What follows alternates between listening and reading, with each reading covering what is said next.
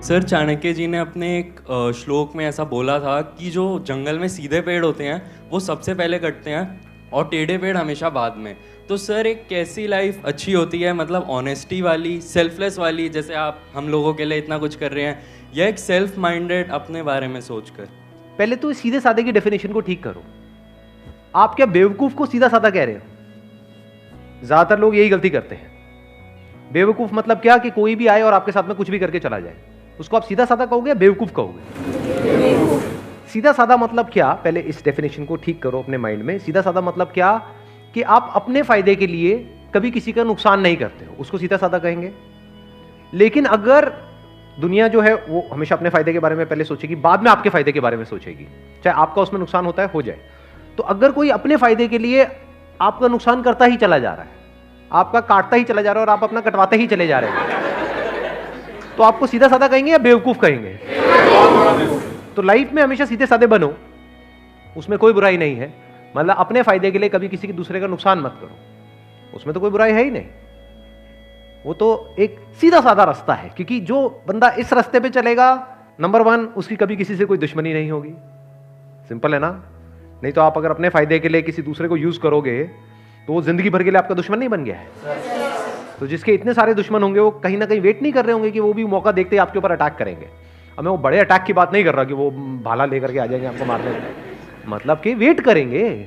अगर आप अपने फायदे के लिए उसका नुकसान करोगे किसी का भी, आपका अपने ऊपर रख करके देखो, अपने फायदे के लिए कोई आपका नुकसान कर देता है, उसके ऊपर जिंदगी भर के लिए गुस्सा नहीं आएगा? तो उसके कितने दुश्मन हो जाएंगे?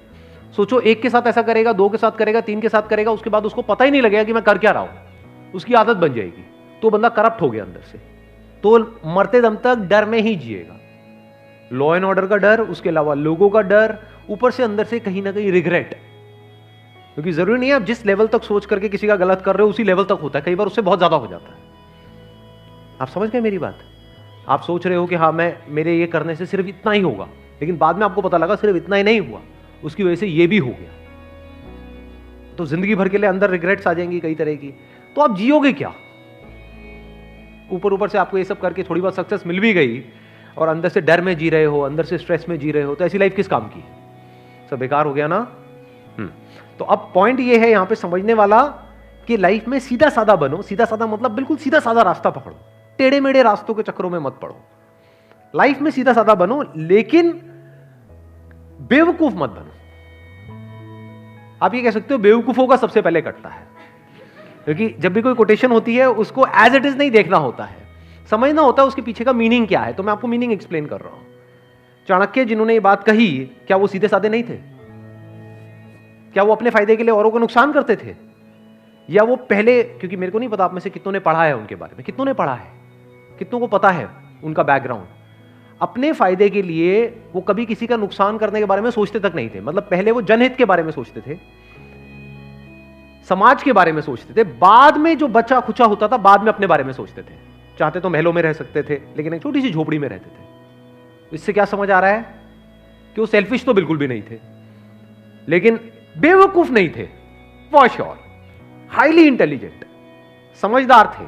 तो समझदार बनो, समझदारी प्लस सीधे साधे। हाँ, कोई आपके ऊपर अटैक करने के लिए आ रहा है तो अब समझदारी किसको कहेंगे? कि अपने आप को बचाओ, या वहां पर आराम से खड़े हो जहां मार ले कोई? समझदारी किसको कहोगे? कि अपने आप को बचाओ। अब वहां से भागना है या उससे लड़ना है, या सही टाइम का वेट करना है उससे लड़ने के लिए, इसको समझदारी कहते हैं।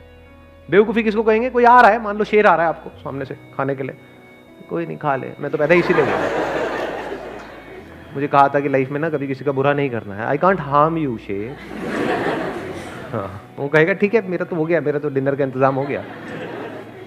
तो बेवकूफ मत बनो। मतलब जो मैंने अपने एक सेशन में बोला भी था कि इसको, जो भी मैंने भी कहा, अगर उसको एक लाइन के अंदर सम अप करना हो तो वो ये है कि पावरफुल बनो लाइफ में, बिकॉज जिंदगी का एक सीधा सा लॉ है, सर्वाइवल ऑफ द फिटेस्ट।